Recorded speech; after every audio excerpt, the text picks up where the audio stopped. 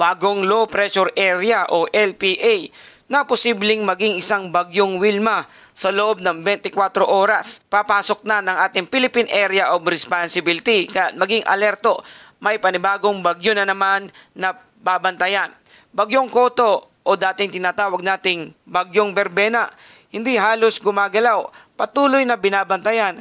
Intertropical Convergence Zone o ITCZ sa Mindanao nagpapabugso ng malalakas na thunderstorm, ulan at hangin. Magandang araw Pilipinas, ito ang Pilipinas Weather ngayon. Narito na ang ating update sa panahon ngayong araw ng Martes, December 2, 2025.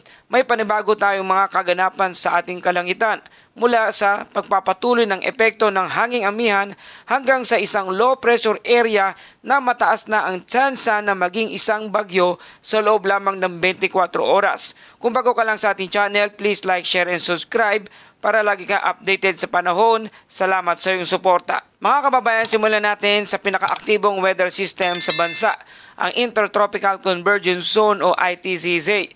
Kasalukuyang nakakaapekto ito sa Southern Mindanao at nagpapadala ng madalas na pagbugso ng ulap at pag-ulan at mga paglakas na thunderstorm. Sa Northeast Monsoon naman o hanging amihan, patuloy namang humahampas sa extreme northern Luzon, lalo na sa Batanes at Babuyan Group of Islands. Kaya meron lamang mahinang ambon at malamig na hangin. Ang Tropical Cyclone Update outside the Philippine Area of Responsibility na tinatawag nating Tropical Depression Koto o dating tinatawag nating Bagyong Berbena ay patuloy naman nating silipin ang galaw at kilos nito na nasa labas ng ating Philippine Area of Responsibility. Ang huling lokasyon nito ay nasa layong 470 kilometers northwest ng Pag-asa Island, Kalayaan, Palawan. Taglay pa rin ito ang maximum sustained wind na 45 kilometers per hour at may pagbugso na 55 kilometers per hour. Almost stationary ito, hindi masyadong kumikilos sa kanyang kinalalagyan. Wala itong direktang epekto na sa ating bansa pero may indirect effect pa rin tulad ng paminsan-minsang ambon sa Western Luzon dahil naman yan sa outer circulation. Patuloy pa rin itong binabantayan dahil maaring magdulot ng pag-ulan sa mga susunod na araw. At narito na ating mga kababayan ang bagong binabantayang low pressure area o LPA. May seryosong system tayong kailangang bantayan. Ang lokasyon nito ay nasa layong 1,275 kilometers east ng Southern Luzon. Ang status nito ay nasa outside the Philippine Area of Responsibility. At meron na itong high chance to develop into a tropical depression within 24 hours. At kung ito'y pamasok na, at kapag ito'y pumasok na sa ating PAR, tatawagin na natin itong Bagyong Wilma. Ang ikaunang bagyo naman sa buwan ng Disyembre. Malawak ang moisture at favorable ang environment.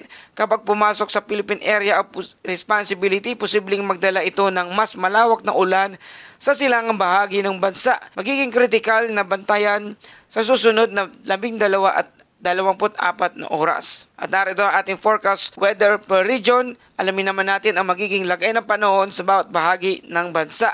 Sa Mindanao, maulap na kalangitan, may kalat-kalat na ulan at thunderstorm. Dulot naman ito ng Intertropical Convergence Zone o ITCZ. May babala na posibleng flash flood at landslide at mga biglaang malakas na buhos ng ulan sa lugar ng Mindanao. Sa Batanes naman at Babuyan Island, bahagyang maulap hanggang maulap na may mahinang ulan. Dulot naman ito ng hanging amihan at may babala na mahinang impact lamang pero malamig ang simoy ng hangin. At sa Metro Manila at natitirang bahagi ng bansa, bahagyang maulap hanggang maulap na may localized thunderstorm sa hapon o gabi at may babala ng flash flood sa matinding pagkulog at pag-ulan, bigla ang pag-angat ng tubig, baha sa ilang mga baradong kanal. Para sa ating wind and coastal condition, sa bandang Luzon, light to moderate winds na ang hangin ay mula northeast to north direction na may alon na slight to moderate na mula 0.6 hanggang 2.1 metrong taas. Sa Visayas at Mindanao naman, light to moderate winds na ang hangin ay mula north to northwest direction na ang alon na slight to moderate mula 0.6 hanggang 1.8 metro ang taas. At para sa ating temperatura, minimum temperature 23.5 degrees Celsius na itala kanina alas 7 ng umaga. At maximum temperature naman na 32.2 degrees Celsius na itala naman kahapon ng alas 2 ng hapon. At para sa buod ng ating balita, ITCZ o Intertropical Convergence Zone sa Mindanao, thunderstorm at malalakas na pag-ulan.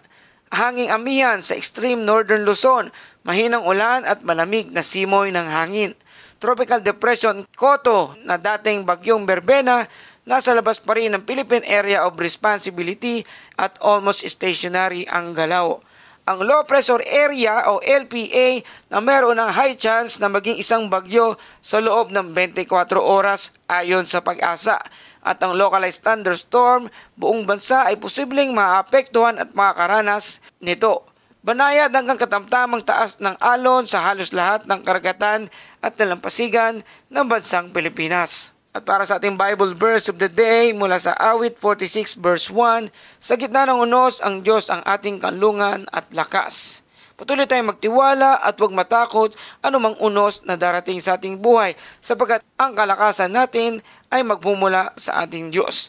Maraming salamat sa iyong patuloy na pagtutok at pagtangkilik dito sa ating Pilipinas Weather Ngayon channel, lalo tigit sa ating mga kababayang OFW na patuloy na nanonood at sumusuporta at humihingi ng update ukol sa lagay ng panahon dito sa ating bansa.